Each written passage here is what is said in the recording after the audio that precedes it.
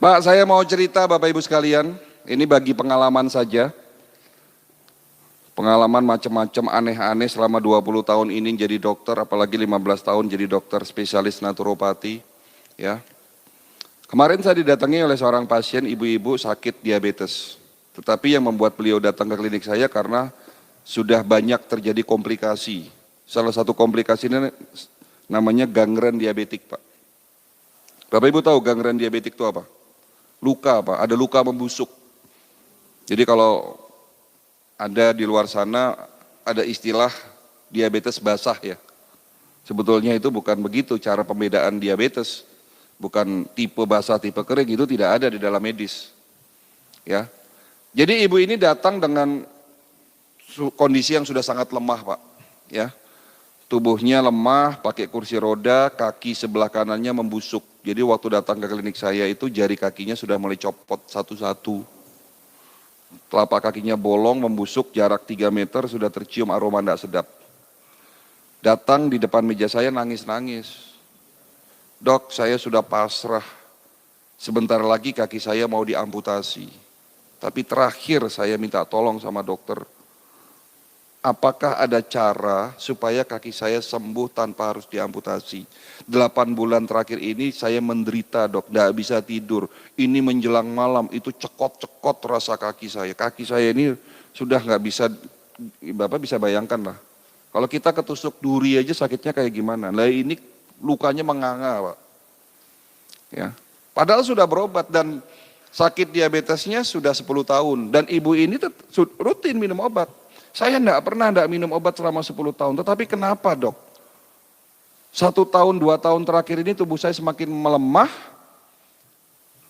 gula darah saya tidak turun-turun, padahal sudah minum obat, sudah sesuai ikuti anjuran dokter, bahkan banyak organ dalam tubuh saya ini rusak. Apa yang bisa saya lakukan dengan kondisi seperti itu Pak?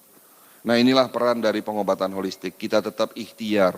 Kita tetap bantu mereka yang sakit, yang sudah begitu hopeless.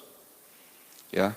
Sebelum saya memberikan satu resep obat, sebelum saya memberikan pengobatan, prosedur protap di klinik kami, kita harus melakukan medical check up. Tetapi berbeda dengan medical check up yang ada di rumah sakit Bapak Ibu sekalian. Medical check up di klinik kami dengan konsep holistik. Dengan alat-alat yang ada di dalam bidang kedokteran holistik. Alat ini saya temukan waktu kami masih belajar di Beijing. Nama alatnya Human Resonance Magnetic Analyzer. Sebuah alat untuk memeriksa fungsi organ lewat gelombang energi. Alat ini saya bilang cukup canggih Pak. Ya, hanya 10 menit dapat mendeteksi 250 parameter pemeriksaan. Itu kalau di print semua 30 lembar Pak. Dari ujung kepala sampai ujung kaki. Dengan alat ini saya melakukan pemeriksaan kepada ibu tadi dan hasilnya jantungnya membengkak, pankreasnya rusak, fungsi ginjalnya tinggal 40%, banyak pembuluh darah yang tersumbat, radikal bebasnya sangat tinggi. Jadi salah satu kelebihan dari alat ini mampu mendeteksi adanya radikal bebas. Ya. Dan ini semua terjadi akibat apa? Akibat gaya hidup beliau yang salah. Apa itu? Ada 3 yang saya simpulkan salah. Pertama, beliau suka tidur larut malam. Mereka yang kebiasaan tidur di atas jam 11 malam, tubuhnya akan lemah. Kenapa? Karena jam 11 sampai dengan jam 1 malam, di saat kita tidur pulas, ada bagian tubuh, ada organ tubuh yang namanya liver, hati, itu melakukan bersih-bersih Pak, detox istilahnya. Liver memiliki 500 fungsi Pak. Jadi organ yang paling berat kerjanya adalah liver Pak. Kalau jantung 1 fungsi Pak, mompa darah selesai. Ginjal punya 2 fungsi, tetapi liver memiliki 500 fungsi. Dari salah satu fungsi itu ada yang namanya fungsi detoksifikasi. Apa itu? Membersihkan tubuh kita dari sisa-sisa metabolisme yang bisa berpotensi terjadinya oksidasi dan terbentuk radikal bebas. Kapan waktunya liver bersih-bersih? Jam 11 sampai dengan jam 1 malam di saat tidur pulas. Nah, kalau Bapak Ibu pada jam itu tidak tidur, apa yang terjadi? Liver tidak bisa melakukan tugasnya bersih-bersih, pada akhirnya metabolismenya terganggu. Karena apa? Karena terjadinya oksidasi yang tidak dapat dinetralisir oleh tubuhnya. Jadi karena gaya hidupnya ini salah, sering tidur larut malam, ya lama-lama radikal bebas terbentuk. Gaya hidup kedua yang beliau akui salah, beliau suka makan malam.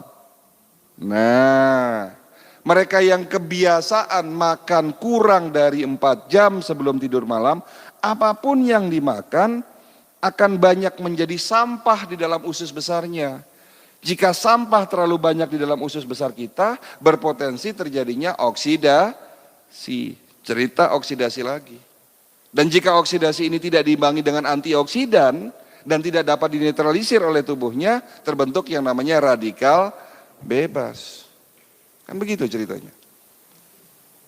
Jadi mudaratnya lebih banyak daripada manfaatnya makan malam itu. Jadi kalau ditanya, dok kalau sekali-sekali kita hajatan boleh nggak makan malam? Ya boleh, nama juga sekali-sekali. Tapi kalau ini dijadikan kebiasaan setiap hari makan malam, ini jadi masalah.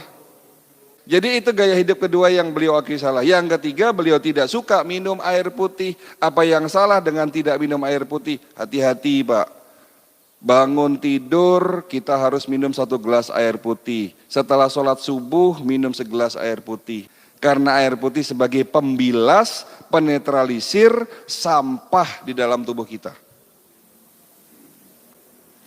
Jadi kesimpulan yang bisa kita dapatkan apa di sini? Tidak ada satupun penyakit bisa sembuh jika Bapak hanya mengandalkan obat. Karena sesungguhnya kita sakit akibat gaya hidup kita yang salah. Berarti langkah pertama, step pertama sebelum tanya obat, sebelum Bapak minum obat, ya rubah dulu gaya hidup yang salah.